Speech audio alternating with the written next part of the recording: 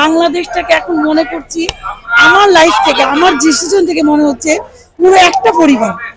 আমার কেন যেন কোনো মনেই হচ্ছে না যে কারোর সাথে কোনো ভেদাভেদ আছে, কোনো কিছু নেই। আমার কাছে খুব ভালো লাগছে উন্মুক্তভাবে চলাফেরা, সবার সাথে সবারটা সামঞ্জস্য রেখে চলাফেরা। তোমার জমানো টাকা, তোমার জমানো টাকা দিয়ে দিলে কেন, এমন কি ভালো লাগছে তোমার?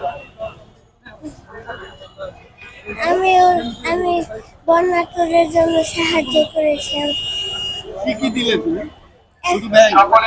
ব্যাংক দিয়ে আমি 250 টাকা দিয়েছি।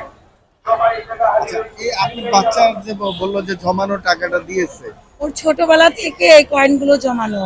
ও হচ্ছে আপনার প্রায় 7টা মানে ওর কয়েন বক্স জমেছে, সেখান থেকে একটা বক্স দান করেছে। তো সেখানে 315টা কয়েন ছিল। সে নিজে থেকে দান করেছে, আমি দান করেছি, আমার মা করেছে, আমার পরিবারের পক্ষ